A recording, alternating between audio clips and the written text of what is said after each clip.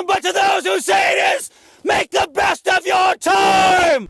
Hey, there's Mike O'Toole. get that hat. Hey, what's up, everybody? Hey, it's Experimental Radio, man. It is episode 80, and you can find us on experimental.com. I got a really cool guest with me in studio here. He's an old friend of mine. He's been a filmmaker, a performance artist, a graphic artist, a musician, and now he's the flower man. He's making headlines. This guy's name is Rod Weber. Rod Weber. And while some candidates are interrupted by hecklers, Jeb Bush was interrupted by a peace activist from Boston, Massachusetts. During Bush's speech this afternoon at Morningside, Rod Weber spoke up and asked the former Florida governor to pray with him for peace. People's consciousness can be changed. It can be, if we have the will to do it, see it in yourself and spread it out into the world. We need American leadership. And everything I see him doing out there, whether it's using the internet or any sort of medium, has sort of a social commentary slant to it. And his actual name is Rod Weber. Actually. His real name. And so, I mean, as you've been getting out there, I guess, doing the, however you define yourself, whatever title you have at the moment. Right now it seems to be Flower Man. But I prefer Rod, but Rod Weber, yeah, which is, as I know you, as I first sort of met you as a filmmaker, doing with our mutual friend Lawrence Ollie. it would be weird if I introduced myself as Flower Man. Right. But that sort of shows you how the press sort of picks it up, and you're not so much a human being, but you're a character. They believe I'm a superhero. Right. Well, and my power is giving flowers. Superheroes are very popular in the film world. We talk about movies here as well, and other things like that. So perhaps you would become a symbol with all the signs and symbols out there, and you're communicating something. And right now, it's peace, man, peace and love. That's the whole thing, right? Well, for me, I don't know if I'm communicating it to them. Who knows if I'm communicating anything at all? Well, seriously, like you say. Well, I guess is that the question? Are you? That's, I guess, the question. Is it how deliberate is it to whatever you're communicating, or do you think because you have, you've got the big top hat on right now, you got the big beard, and you've got that look? Does that should that even matter? Does that matter? Do you think it helps you get attention, or are you trying to get attention, or are you trying to bring awareness to peace at large? And then you get the flowers. You're giving flowers. Sort of represents, hey, you're talking about prayers for peace and all that stuff. How many prayers am I going to have to do this time? Because you offered 20 prayers last time. I did them. This is just for your wife. Oh, but I want thank you to do a prayer for peace with me right in here in person. Can you all right. pray with me? Yeah, I can, sir. All right. Listen, I hope this goes well. But you're not claiming a religion or even really a real political party or anything like that. There is no race except for the rat race! Certainly the top hat does stand out. If I walk into a building with a top hat versus no top hat, the difference is immense. If I walk in with my orange snowplow hat, which looks like something a trucker would wear, I fit in great with the guys in the Midwest because I look like something out of Duck Dynasty. Uh-huh. My beard, for those who can't see it, is way down past ZZ Top level. Mm-hmm.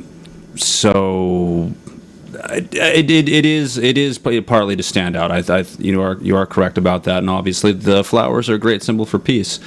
They're a symbol of rebirth. For instance, many of my detractors will say, "Oh, well, they're dead. You've killed them. You've murdered those flowers." Okay. All right.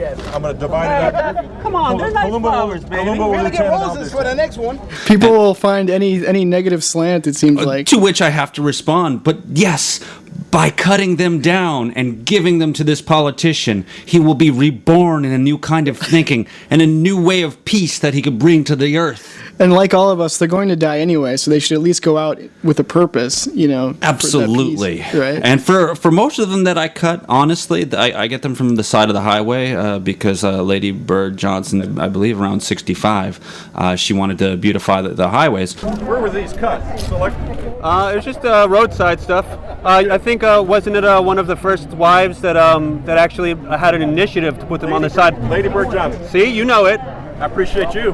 I appreciate you, bud. But the thing is, you watch most of these places, and they're going with a lawnmower, you know, taking the sword to the black-eyed Susans, and they're going to be cut down in most cases within a couple days anyhow. So in a sense, you're rescuing them. That's right. I'm rescuing them and giving them a cause, so they haven't died in vain. It's interesting that they'll even pick out the flower thing, which I think is kind of not like you. We're in such a state of paranoia now, I think, in the world. A guy, because he has a beard, offering somebody a flower. I've seen, like, if you go to your YouTube channel, it's Rod Weber, right? It is. And, and they watched your videos, which is a big part of how you're making a lot of noise right now. And you document yourself giving those flowers. It's interesting.